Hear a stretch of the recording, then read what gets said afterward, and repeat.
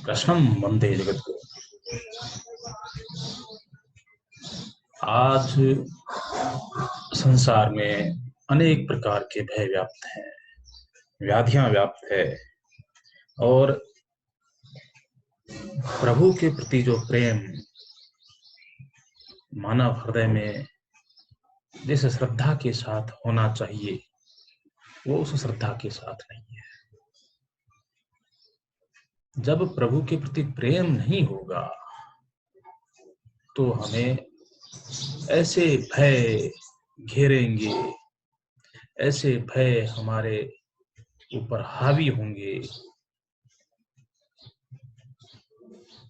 जो प्रभु प्रेम करते वक्त, प्रभु के प्रेम में लिप्त रहते हुए हमें आभास भी नहीं होगा जिनका। क्यों? प्रभु का प्रेम क्या है, प्रभु की भक्ति क्या है। भक्ति के बारे में भक्त संतों ने जो कहा है उसको हम देखें तो भक्ति की बड़ी महान महिमा बताई गई है। भक्ति के बारे में, प्रभु के भजन के बारे में हमारे शास्त्र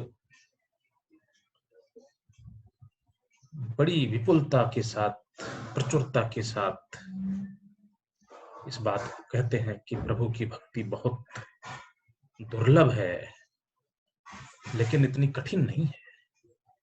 आप प्रभु की भक्ति के प्रति जब चाहें अपने आप को समर्पित करें। प्रभु की भक्ति बिल्कुल इसलिए इसी प्रकार जीवन में जरूरी है जैसे आप मथनी को पानी में डाल करके कितना ही मथें, उसमें घी नहीं निकल सकता।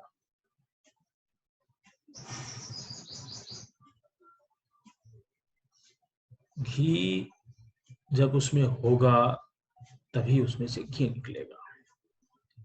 और मनुष्य जीवन का घी क्या है? मनुष्य जीवन का घी है प्रभु की भक्ति। बारी मथे घृत होई बरु, सिकता ते बरु तेल।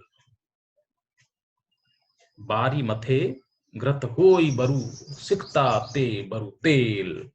बिनु हरि भजन न भवतरिय, यह सिद्धांत है। भले ही बारी यानी पानी को मथने से भले ही घी निकल जाए, लेकिन सिकता ते बरु तेल, मिट्टी से भले ही तेल निकल जाए, मिट्टी को पेरने से तेल निकल जाए, लेकिन बिनु हरि भजन, हरि के भजन के बिना आप इस संसार सागर को उतर नहीं सकते, इससे पार नहीं उतर सकते। यह एक ऐसा सत्य है जिसको अटल कह सकते हैं। यह अटल सिद्धांत है, अपेल। तो यह सिद्धांत अपेल, यह एक अटल सिद्धांत है। तो भक्ति है क्या चीज? कौन सी भक्ति हम मांगे प्रभु से कि प्रभु हमें ऐसी भक्ति दे जिससे कि हम इस भवसागर को पार कर सकें। तो कहा है कि परमानंद कृपायतन मन परिपूर्ण का। हे परमानंद, कृपा के घन, कृपा के धाम, कृपा के निवास, ऐसे जो परम आनंद के कारक है, परमानंद कृपायतन मन परिपूर्ण का। और जो इच्छा हो, जो मन में इच्छा करें, उस हर इच्छा को पूरी कर सके, ऐसा एक ही चीज है, ऐसा एक ही मार्ग है। प्रेम भगति अन पायन, देहु हमहि श्री राम। तो हमें वो भक्ति कौन सी दे प्रभु? प्रेम भगति अन पायन। वो प्रेम युक्त भक्ति हमें प्रभु दें। यही श्री राम से हमारी विनती है, आराधना है। तो ऐसी भक्ति हमें अगर मिल जाती है प्रभु के कृपा से, तो हमने बहुत कुछ पा लिया है।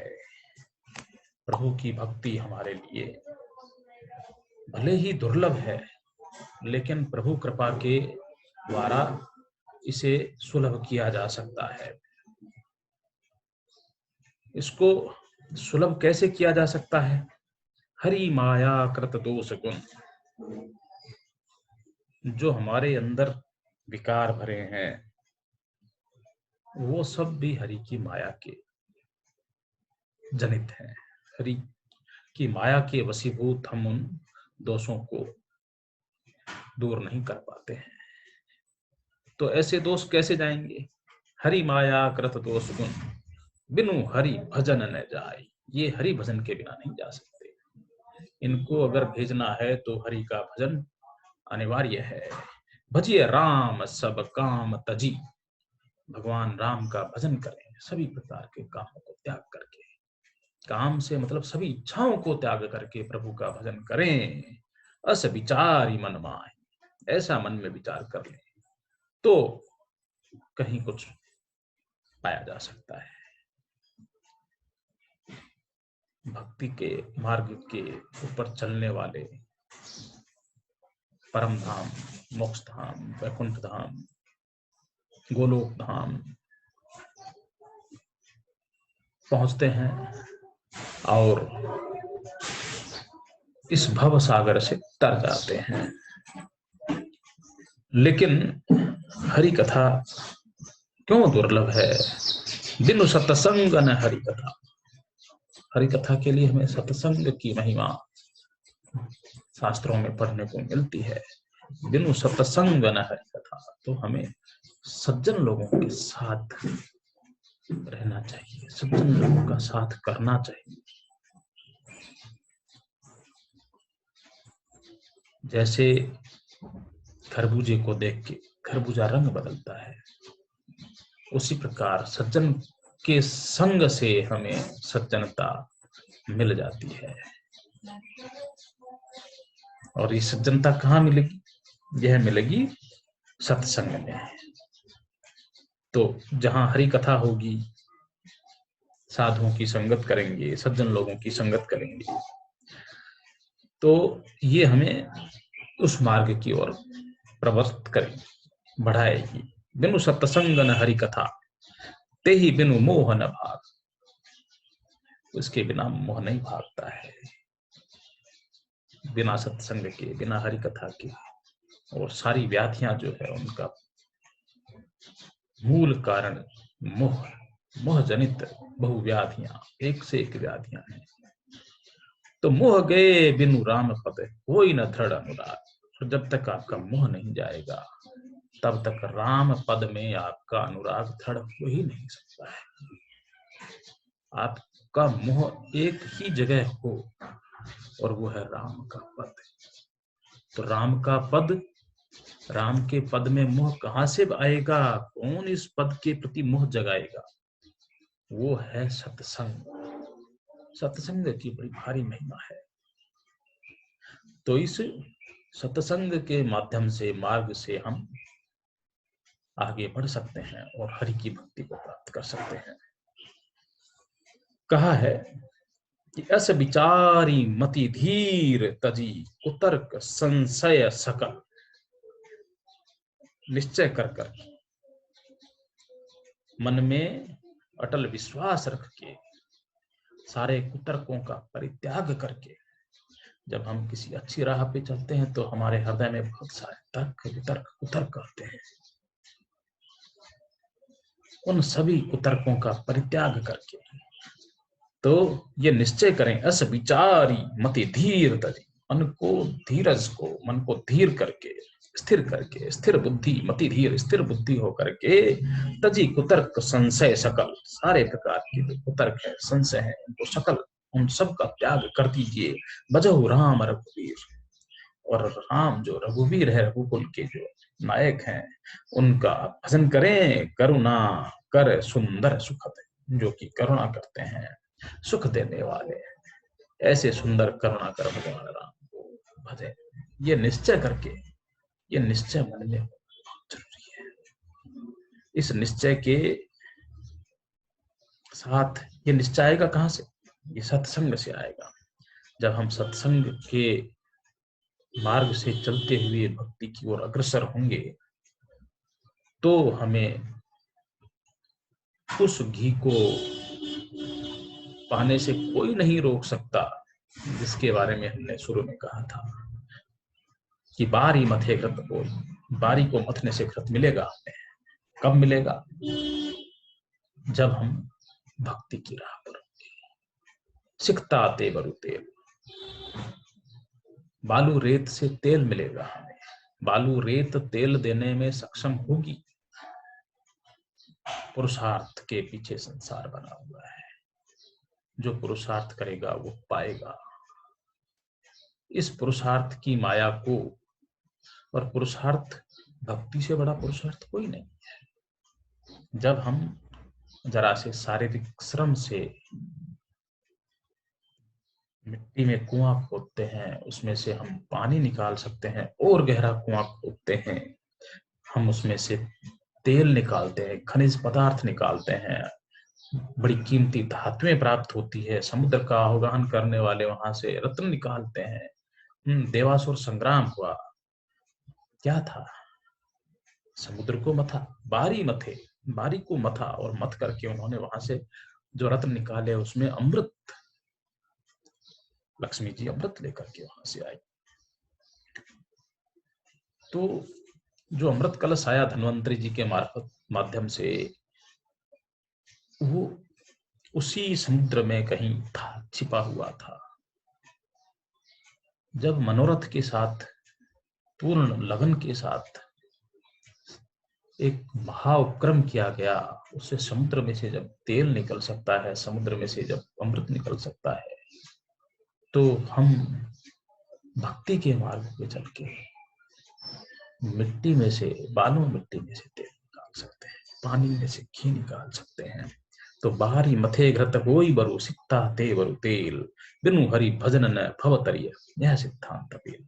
तो भव को तरने का एक ही मात्र मार्ग है, भक्ति।